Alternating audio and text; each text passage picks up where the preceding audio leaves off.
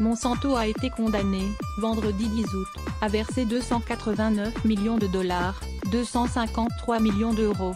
Un jardinier américain tombé gravement malade après avoir utilisé 2 de leurs désherbants.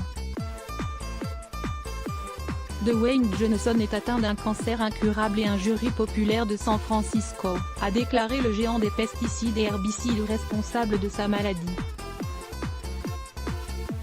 Une décision qui relance le débat sur l'interdiction du glyphosate. Je voudrais qu'on aille beaucoup plus vite et beaucoup plus loin et qu'on annonce clairement une date d'interdiction de l'utilisation et de la vente de glyphosate sur le territoire français, réagit José Bové, eurodéputé Europe Écologie Les Verts, ELV. France Info, que pensez-vous de cette condamnation ? José Bové, je me félicite de ce jugement comme tous les opposants à Monsanto, au Roundup et au glyphosate, parce que ce n'était pas gagné d'avance. Monsanto a tout fait pour faire traîner en longueur ce procès et, heureusement qu'il y a eu la ténacité de ce jardinier américain. C'est une formidable victoire. Monsanto fait appel de ce jugement. En France, le groupe a été condamné en 2012, mais le jugement a été cassé il y a un an. Monsanto a l'habitude de faire traîner les procédures. Cela fait des années que Monsanto sait que son produit est dangereux. Ils ont essayé de la cacher, mais dans ce procès des preuves ont montré qu'ils savaient que le produit était dangereux.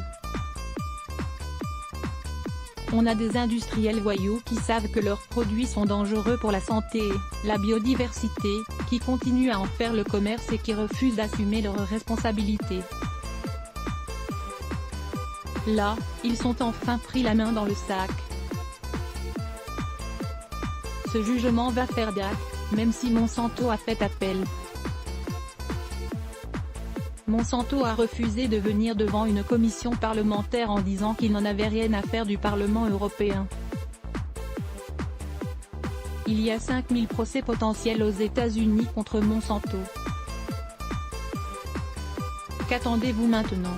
J'espère que les États et l'Union européenne vont prendre l'ensemble de la responsabilité de la situation. On a parlé en France d'arrêter le glyphosate dans 3 ans.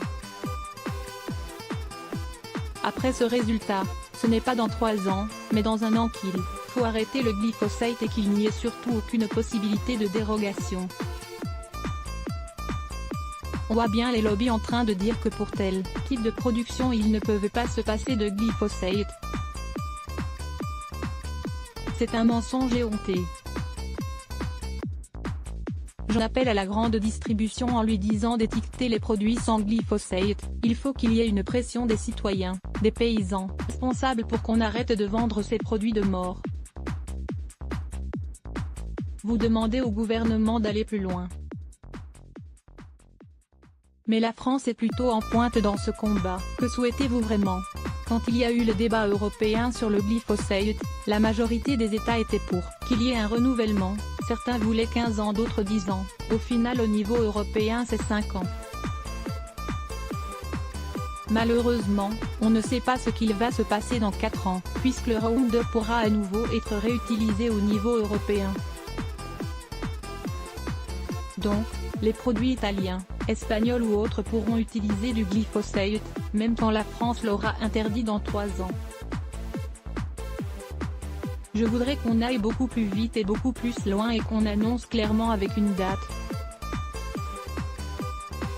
claire et nette, l'interdiction de l'utilisation et de la vente du produit sur le territoire français.